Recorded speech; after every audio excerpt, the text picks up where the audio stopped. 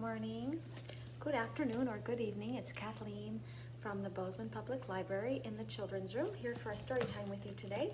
So glad you could join us, and I hope you're having a great week. So today we're going to talk about sharing. Now, a lot of kids have trouble sharing. The experts agree that really until children are about 6, they can't truly know the meaning of sharing. So I've got some tips for the parents coming up here. But most important, they say, is don't force your kiddo to share. So instead, parents should do some modeling, demonstrating how to share and why we share. But first, let's read some books. Now, you might think sharing is hard, and it can be, but sometimes it just takes a little patience and a little compassion for the other person. So let's start with this one. I have a balloon, and it looks like it's got an owl and a monkey as the characters in our book. This is written by Ariel Bernstein, illustrated by Scott Magoon, and let's see who published this. This is published Simon & Schuster. Thanks for allowing me to read this to my friends. Here we go. I have a balloon. I wonder if that balloon is going to be the thing to share. Let's find out.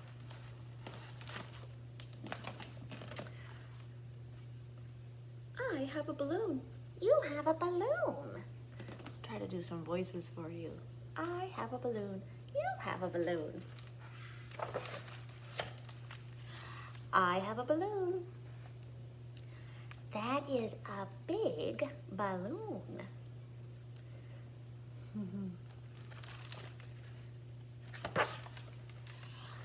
I have a big balloon. That is a shiny red balloon.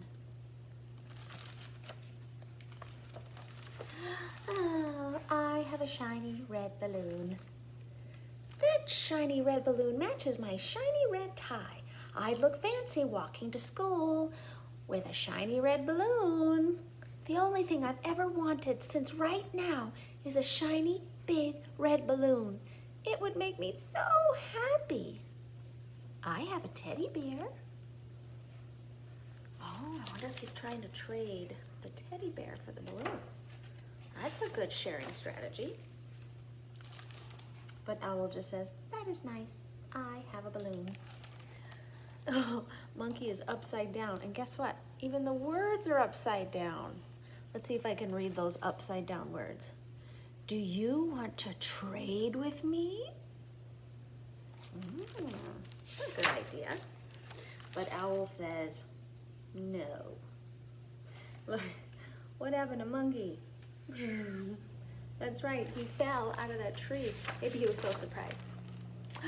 Oh, here comes Monkey with something else. What has he got this time? I have a sunflower. You have a sunflower, and I have a balloon. My sunflower is taller than your balloon. Do you want to trade? Uh-oh. No. Owl said no. Oh, there's Monkey trying to trade all these things. I have a robot. I have a picture of 10 balloons. No, no. I have a ball. No. I have a pin, a bowling pin. No. I have a sock. Would you take any of those things for a red balloon? I like the bowling pin. You have a sock? I have a sock. Things are changing a little. Oh, look at that smiling. Look at that smiling.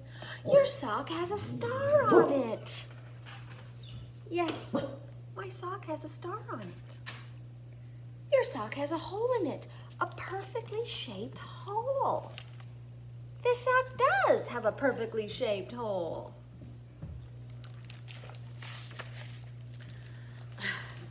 Now you can look at Owl and tell how he or she is feeling. How do you predict? By looking. Looks kind of, just kind of flat. All I can do with my balloon is hold it all day. But you can wear a sock on your tail or your foot or your hand or your ear.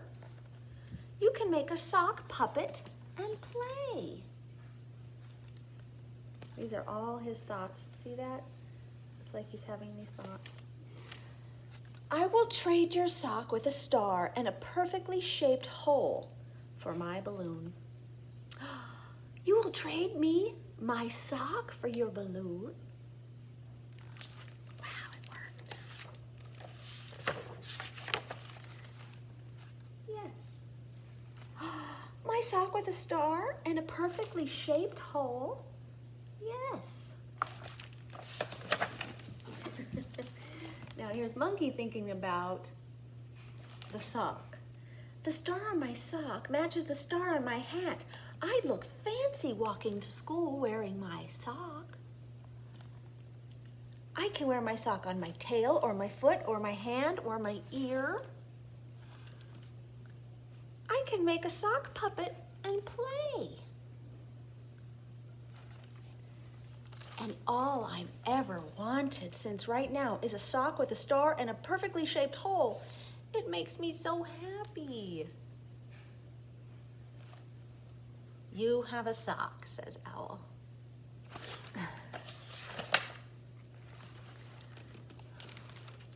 I have a sock, you have a balloon. I have a balloon.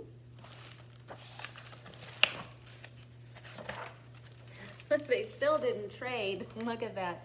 But look what's up above them. Uh-oh, a lemur with an ice cream cone.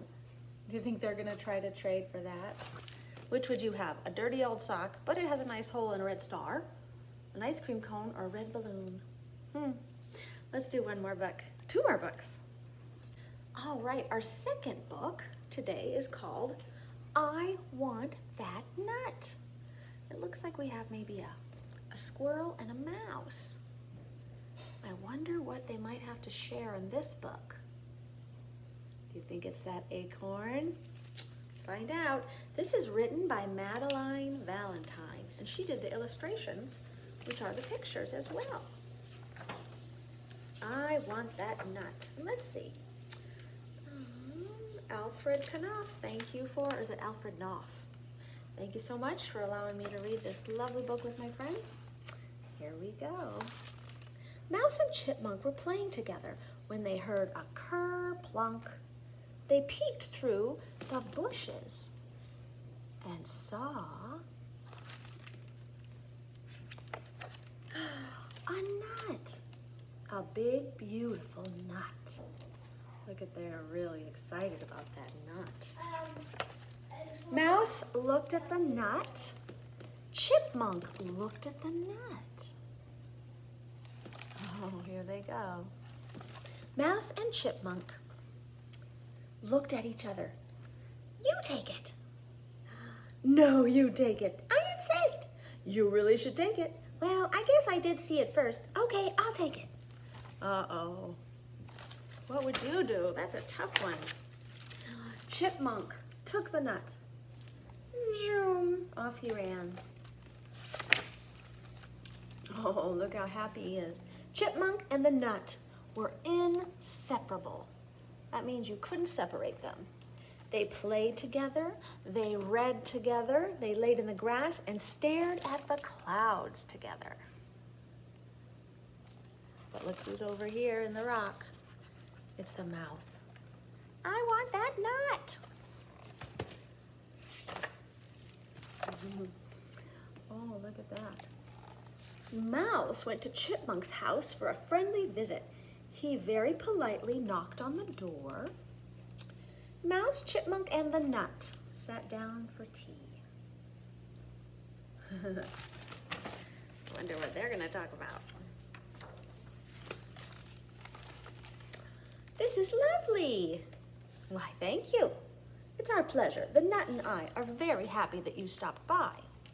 And look at this. Now, I'm going to show you something real quick. Look at the difference between these letters and these letters. And there's 2 exclamation points. Can you think what that might mean? Means he's yelling it. He says, oh, look, a dinosaur. Was there really a dinosaur? Mouse took the nut. He tricked him. Mouse and the nut did everything together. They played tic-tac-toe together. They took naps together. They even had a dance party together. But then there was a knock at the door. I wonder who it is. Do you have a guess? Oh, the visitor looked somewhat familiar. So here's the visitor. Does that look like anybody you know? Let's look for some hints. I see a tail. I see a funny mustache. Could that be Squirrel? Hello, I am the judge of the most beautiful nut contest. You may have heard of us. Do you have a nut? Yes. Give me that nut. Mouse paused. That means Mouse stopped. He looked very closely at that visitor. He handed the visitor the nut. And what happened? Choo! He took off. I think he's wearing a blueberry for a hat. Chipmunk and the nut were having the best time together when Mouse stomped over. Hand me over that nut. Oh, they both yell at the same time. The nut is mine. And then, oh, there's somebody talking over here. It says, actually, it's mine. Who was that? Oh, it fell out of my tree this morning. I've been looking for it all day. Thanks, goodbye. Thanks for finding my nut. Look how surprised they are. That solved that problem, didn't it? Mouse and Chipmunk sat down together. Oh, that got a little out of hand, didn't it? Yes, it did. I'm sorry I stole the nut. I'm sorry I stole the nut.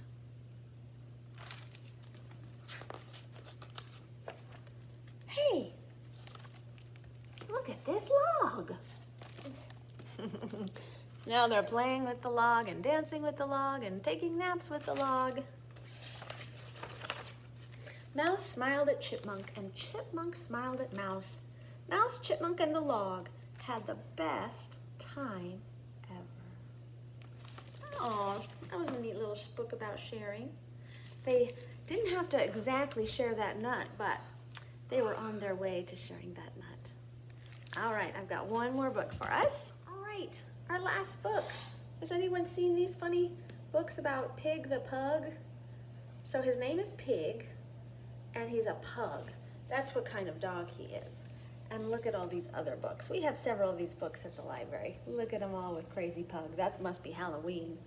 Oh no, it says Pig Star, Pig the Fibber, that means the liar. And then we've got Pig the Winner and Pig the Elf. And then this is something about a unicorn. You can come find these books at the library and check them out if you like this one. A lot of kids do like Pig the Pug. This is written by Aaron Bladley, and our publisher for this book is Scholastic Press. Thank you, Scholastic, for letting me read this lovely book to my friends. Look at Doc. Oh, now before I even start the story, it says mine on his dish here at the bottom. Do you think he doesn't want to share his food? Pig was a pug, and I'm sorry to say, he was greedy and selfish in most every way. You know, greedy means you want everything for yourself. He lived in a house with a wiener dog named Trevor, but when he was nice to him, or excuse me, let me start that over again. He lived in a house with a wiener dog, Trevor, but when was he nice to him? I'll tell you, never. You've got some great toys there, poor Trevor would say. But Pig would just grumble, they're mine, go away. But it would be more fun, Trevor said to the pig, if we both played together. What do you think Pig's answer will be, well, Pig flipped his wig. That means he went kind of crazy. Oh, no, they're mine. Did you hear? Only mine. You keep your paws off of them. They're mine, mine, mine. I know what your game is. You want me to share, but I'll never do that. I won't. I swear. Boy, he's really not into sharing. And with that, he proceeded to gather his stuff and make a big pile with a huff and a puff. We talked about rhyming words last week. I'm hearing some rhyming words in here. Huff, puff, and stuff. What else? Huff, puff, stuff, luff, muff. And once he had gathered them up in a pile, he howled from the top with a satisfied smile. There, shouted Pig. Now you won't get my loot. It's mine, mine, mine, mine. So why don't you scoot? Why don't you leave, is what he's saying. But just at that moment, poor Trevor did see the pile was wobbling. Oh, dear me. Watch out up there, good Trevor did cry. But the shame of it was, well, pugs can't fly. What's this? That's Pug falling. That's his back end falling out that window. Oh, these days it's different, I'm happy to say. It's so very different in most every way.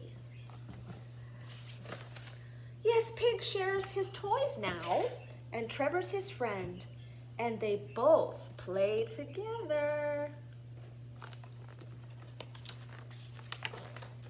While Pig is on the mend. Pig is in a cast. He can't do anything. When he fell down from the window, he broke his bones. So they put him in a cast, and now he can't move. He's stiff, so he can't gather his toys. Pig the Pug. I love that book. I've got a fun little craft for you to do that you can come by the library and pick up. And what you'll get a piece of cardstock. That's kind of like thicker paper.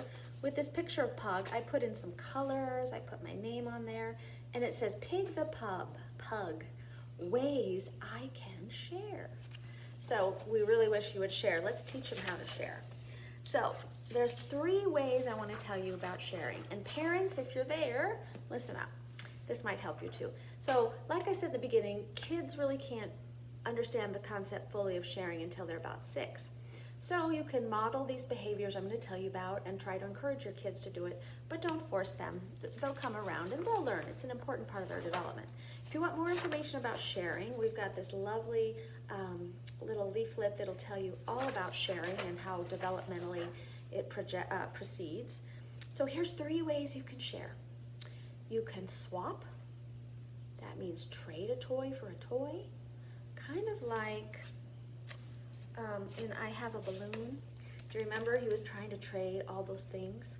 It didn't essentially work, but he tried. The second way is to split it. So let's say we have, I'll just grab some books here.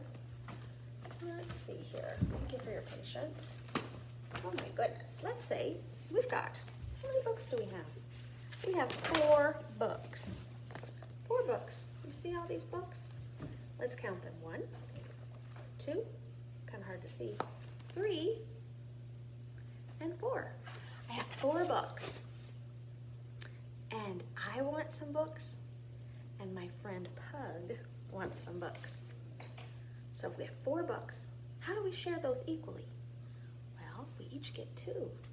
2 for my friend Pug, and 2 for me. We got equal amounts. So you can split it. You can split food, pizzas, pies, toys. Sometimes you don't have an equal number and you can't split. You can always ask for an adult to help you with that. The last way we can share is to stop and wait. Sometimes we have to stop and wait for a turn, doing something fun we might like. Like maybe you have one swing in your backyard, you take turns. Maybe you have to stop and wait until the child is done playing with it. When we used to play with toys at the library, you couldn't just dive right in on somebody's block creation. You had to wait. So 3 ways to share. Do you want to go over them again? Swap, split, stop, and wait. So we're gonna make a little craft to remind Pig how to do that. So you'll get this at the library. And you'll also, you open it up. This is kind of fun. You open it up and look what comes out. Boom. 3 ways you can share, and you can draw pictures to remind yourself how to do it. The first one says, I can swap. And look, she says, I'll trade my jump rope for your football. The second one is, I can split. Oh, it looks like they're getting ready to eat this pizza. It has 1, 2, 3, 4 pieces. 2 for you, 2 for you. And then finally, I can stop and wait. She said, can I try when you're all done? They're playing basketball. So don't laugh too much at my funny drawings. But you can take this home and color it. And I would love to see the 3 ways that you came up with to share. You can bring this in and show me at the library, or you can take a picture of it and put it on our Facebook page.